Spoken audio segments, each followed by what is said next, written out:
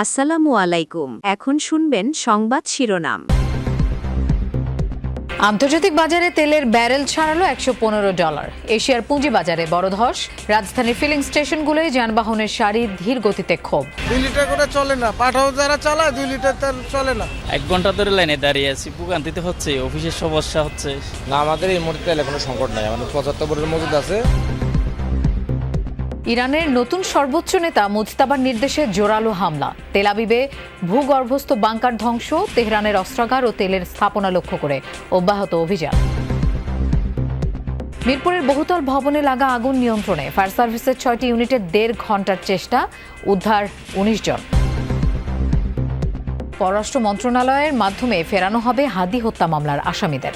প্রথম ব্রিফিংয়ে নতুন আইজিপি, চাঁদাবাজ উগ্রপন্থীদের কঠোর হুঁশিয়ারি। ফরেন মিনিস্ট্রি থেকে তাদের সাথে যোগাযোগ হয়েছে, তারা এই ব্যাপারে কার্যক্রম গ্রহণ করছে।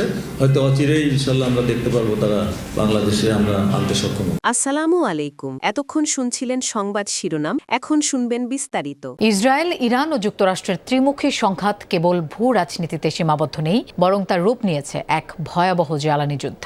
পারস্য উপসাগরের সরু জলপথ হরমুজ প্রণালী অচল হয়ে পড়ায় বিশ্ববাজারে তেলের দাম ব্যারেল প্রতি $115 ছাড়িয়েছে। ধারণা করা হচ্ছে যুদ্ধের জেরে এবার তা $150 রেকর্ড স্পর্শ করবে।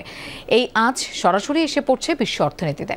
ইরাক, আরব আমিরাত ও কুয়েতের মতো বড় উৎপাদক দেশগুলো উৎপাদন কমিয়ে দেয় সরবরাহ চেইনটি আরও দুর্বল হয়ে পড়েছে। করোনা মহামারী শুরুর পর একদিনে এটাই তেলের দামের সবচেয়ে বড় উল্লম্ফন। এর আগে গেল সপ্তাহে 28% বেড়েছিল দাম। এই সংকটের বড় ধাক্কা লেগেছে এশিয়ার পুঁজিবাজারে। আতঙ্কে শেয়ার বিক্রি করে শুরু করেছেন বিভিন্ন দেশের বিনিয়োগকারীরা। মুখ থুবড়ে পড়ছে সূচক। জ্বালানি সংকট ও চড়া দাম মোকাবেলায় ফিলিপাইনে 4 দিনে নামিয়ে আনা হয়েছে কর্মদিবস। আওতার বাইরে থাকবে জরুরি সেবাসমূহ। একটি স্থিতিশীল বাজারে তেলের দাম সাধারণত ব্যারেল প্রতি $60 থেকে $80 মধ্যে থাকে, তবে এখন আমরা এর বাইরে চলে গেছি। সাময়িকভাবে বাজার এটি সামলে নিতে পারবে। দীর্ঘমেয়াদে অর্থনীতির প্রায় সব ক্ষেত্রেই মূল্যস্ফীতি বাড়বে, ফলে বিশ্বব্যাপী বাড়তে পারে মুদ্রাস্ফীতি। রেশনিং পদ্ধতিতে জ্বালানি তেল সরবরাহ হলেও আটকানো যাচ্ছে না মজুদ প্রবণতা। যানবাহনের ধারণ অনুযায়ী পরিমাপ নির্ধারণ করা থাকলেও একাধিক পাম্প ঘুরে অতিরিক্ত তেল নিচ্ছে না অনেকে। সোমবার ঢাকার বেশিরভাগ পাম্প সচল থাকলেও কয়েকটি পাম্পে বন্ধ অকটেন সরবরাহ। দেয়া হচ্ছে একটিমাত্র জ্বালানি তেল। ডিজেলের পর্যাপ্ত মজুদ থাকলেও ভোগান্তিতে গণপরিবহন শ্রমিকরা। আজও অপেক্ষায় দীর্ঘ সারি ফিলিং স্টেশনগুলোয়। বেসরকারি পাম্প কর্তৃপক্ষ বলছে ডিপো থেকেই এখন তেল মিলছে চাহিদার তুলনায় কম। তবে রাষ্ট্রায়ত্ত ফিলিং স্টেশনগুলোতে তেল সরবরাহ এখনও স্বাভাবিক। অবশ্য অনেক গ্রাহক তেল মজুত করছেন, এই অভিযোগ পাম্প কর্তৃপক্ষের।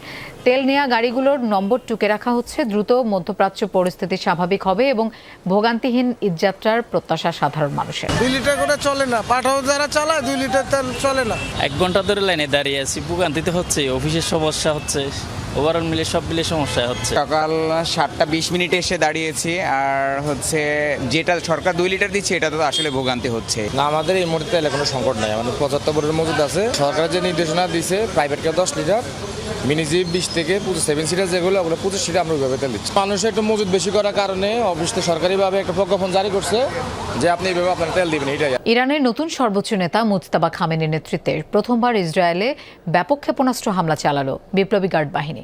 রাতভর ছোড়া মিসাইলের বিস্ফোরণে ক্ষতিগ্রস্ত ইসরায়েলের মধ্যাঞ্চল। এর মধ্যে তেল আবিবে ধ্বংস হয়েছে একটি ভূগর্ভস্থ বাংকার। বলা হচ্ছে সাম্প্রতিক হামলায় এটাই এখন পর্যন্ত সবচেয়ে বড় ক্ষয়ক্ষতি। এখন পর্যন্ত 13 ইসরায়েলি নিহতের খবর মিলেছে। 24 ঘন্টায় আহত 150 শতাধিক। এ থেকে সৌদি আরব সহ প্রতিবেশী দেশগুলোর সামরিক ঘাঁটি লক্ষ্য করেও চলছে হামলা। আরও এক মার্কিন সেনার মৃত্যু হয়েছে সৌদিতে।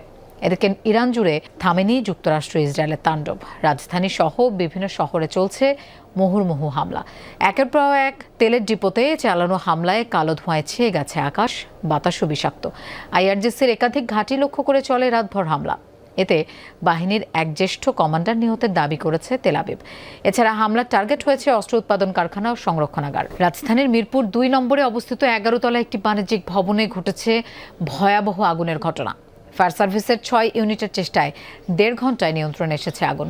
ভবনের ছাদ থেকে মোট 19 জনকে উদ্ধার করেছে ফায়ার সার্ভিস। এর মধ্যে 10 জন পুরুষ এবং 9 জন নারী। প্রাথমিকভাবে আগুন লাগার কারণ এবং ক্ষয়ক্ষতির পরিমাণ জানা যায়নি। দুপুর 1:52 রাজধানীর মিরপুরে ওই বাণিজ্যিক ভবনের 3য় তলায় অগ্নিকাণ্ডের খবর পায় ফায়ার সার্ভিস। প্রাথমিকভাবে 5টি ইউনিট পাঠানো হয়, পরে আরও একটি ইউনিট আগুন নির্বাপনে যোগ দেয়।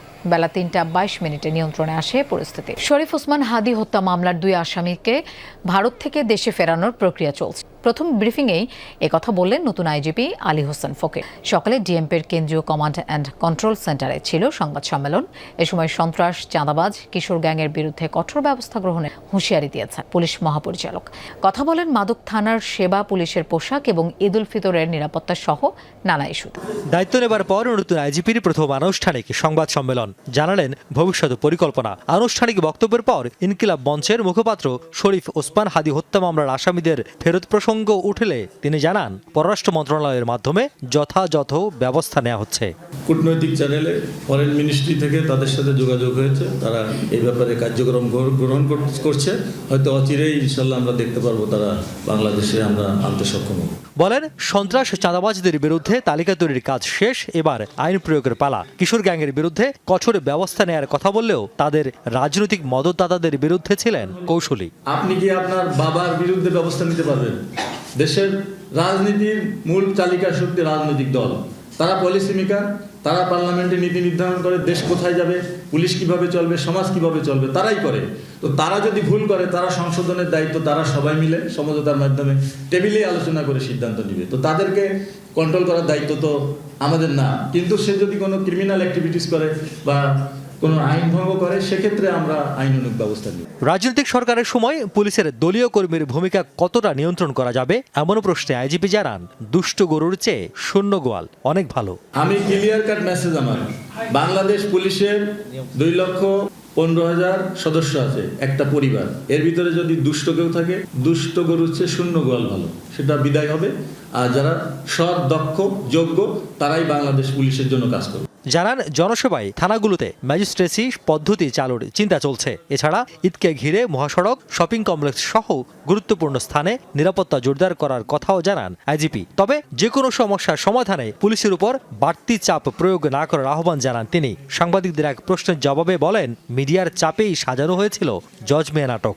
যখন কোনো ঘটনা ঘটে, আপনারা এসে এমনভাবে প্রশ্ন করা বা মনে হচ্ছে যে এখনই আপনি যে ঘটনা ঘটছে এটার বিচার শেষ করতে হবে, উদ্ঘাটন করতে হবে। তো আপনারা এমনভাবে প্রেশার করবেন না যেটা পুলিশের উপর একটা মেন্টাল প্রেশার তৈরি হয়, এবং ওরা তড়িঘড়ি করে দেখা যায় যেটাই পায় একটা স্বীকারোক্তি দিয়ে আমাদের দেশে কিন্তু এটা একটা মিসগাইডিং মেসেজ যায়।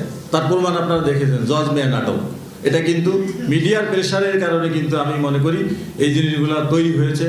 পুলিশের পোশাকের বিষয়ে স্বরাষ্ট্র মন্ত্রণালয় সিদ্ধান্ত নেবে বলে জানান নতুন আইজিপি। এছাড়া জুলাই অভ্যুত্থানকে পুঁজি করে কাউকে বিশৃঙ্খলা করতে দেয়া হবে না বলেও হুঁশিয়ারি দিয়েছেন পুলিশ প্রধান। জুলাই বিপ্লব কারো ব্যক্তিগত সম্পত্তি না। এই জুলাই বিপ্লবকে নিয়ে যারা ফায়দা লুটতে চায় তাদেরও কিন্তু আমরা আইডেন্টিফাই করব।